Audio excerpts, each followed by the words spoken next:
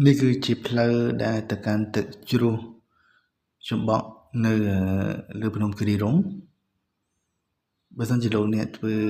ដំណើរពីភ្នំពេញហើយចុះទៅខាងផ្សារត្រៃត្រយិនបន្តមកទៀតអ្នកធ្វើដំណើរនៅតាមផ្លូវចក្រកស៊ូរហូតប្រហែលជាពីផ្សារត្រៃត្រយិនហ្នឹងប្រហែលជា6-7 គីឡូគឺមានផ្លូវ2ផ្លូវកស៊ូ2មួយទៅត្រង់ឡើងលើកំពូលភ្នំកន្លែងបោះជំរំបោះតង់ប៉ុន្តែបើសិនជាលោកអ្នកបត់ខាងស្ដាំនៅផ្លូវកស៊ូប្រហែលជា8 គីឡូម៉ែត្រលោកអ្នកនឹងទៅដល់កន្លែងទឹកធ្លាក់ចំបក់នៅខេត្តកំពង់ស្ពឺដែរនៅគិរីរម្យដូចគ្នាបាទជាពីផ្លូវ8ហ្នឹងទៅប្រហែលជា8 គីឡូម៉ែត្រផ្លូវចូលទៅកាន់ទឹកធ្លាក់ចំបក់ហ្នឹងគឺនៅខាងឆ្វេងដៃបត់តាមគេថារបងវត្តបាទចុះតាមរបងវត្តខាងឆ្វេងដៃហ្នឹង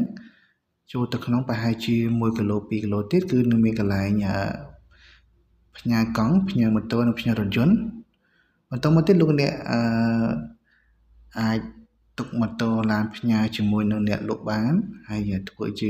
ដំណើរស្មើជើងទៅកាន់កន្លែងទឹកជ្រោះទៅតាមផ្លូវព្រៃភ្នំគឺមានអាកាសធាតុបែបនេះបាទអញ្ចឹងមានថាគឺលក្ខណៈធម្មជាតិសុទ្ធតែម្ដងបាទឆ្ងាត់ប៉ុន្តែទិដ្ឋភាពហ្នឹងគឺស្អាតបាទ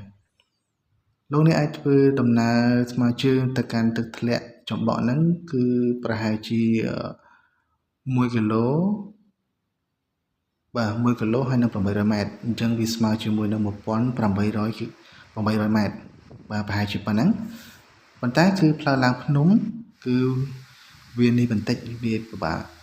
ដើរបន្តិចដោយសារតែយើងត្រូវធ្វើដំណើរឡើងលើភ្នំបាទយើងត្រូវចំណាយពេលបន្តិចនៅពេលដែលលោកអ្នកទៅដល់កន្លែងទឹកធ្លាក់ហើយគឺលោកអ្នកអាចធ្វើការមុជទឹកឬក៏ញ៉ាំអាហារនៅទីនោះបានដែលលោកអ្នកអាចខ្ចប់អាហារទៅបាទគឺនៅទីនោះគឺមានអាកាសធាតុហ្នឹងគឺត្រជាក់ថថ្លាចិត្តមែនតើជាពិសេសគឺទឹកធ្លាក់គឺនៅពេលលោកអ្នកបានមុជវាហើយមានអារម្មណ៍ថាភ្លឺថ្លាត្រជាក់ចិត្តតែម្ដង